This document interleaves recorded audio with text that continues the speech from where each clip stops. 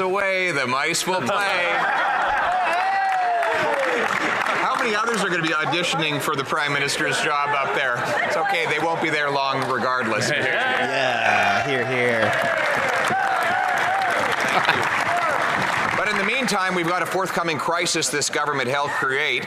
Their inflationary deficits mean that the cost of living is rising faster here than in the United States. Inflation is up 43% in 2 months, and this after the finance minister said it was gone. Why won't they get rid of their inflationary deficits and taxes so Canadians can eat, heat, and house themselves? Here. Well said. Minister for Public Services, the Treasury Board. Across the aisle, our government actually has a plan to support Canadians.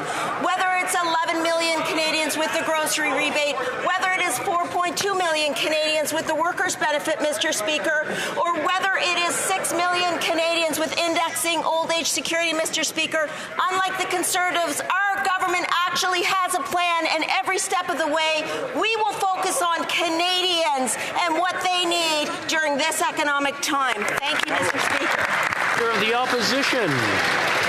Well, judging by the applause level, it looks like the fellow from Shawinigan has a bit of a lead in the That's good. And unfortunately, Canada has a lead in higher inflation than the United States of America.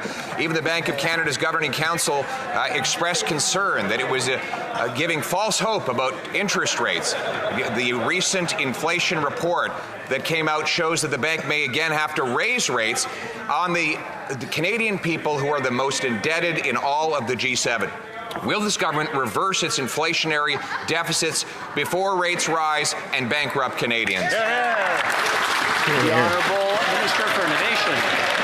Speaker, I may give the Leader of the Opposition a hate for making jokes, but when it comes to the economy, it's something different, and Canadians know that, Mr. Speaker. What the Conservatives should look at is what we did today, Mr. Speaker. We talked and we introduced a bill that will make a difference in the lives of Canadians. That's what Canadians expect, Mr. Speaker. They don't expect that we make fun in this chamber. They expect us to work for Canadians. Today we introduced a bill that will make a difference in the lives of Canadians. And I enjoin all the members of this House to work with us, make the meaningful measures for Canadians so we can help people at the time of need. Honourable Leader of the Opposition.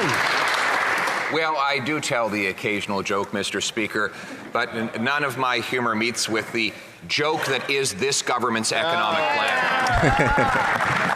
A joke that has given us the worst inflation in 40 years, doubled the national debt, doubled the rent, doubled mortgage payments, doubled the needed down payment for Canadians to get into a home, made it so that a Torontonian has to save 25 years for a down payment where they used to be able to pay off a mortgage in that time. Will they reverse their disastrous inflationary policies so that Canadians can finally eat, heat, and house themselves? Yes, sir. The Honourable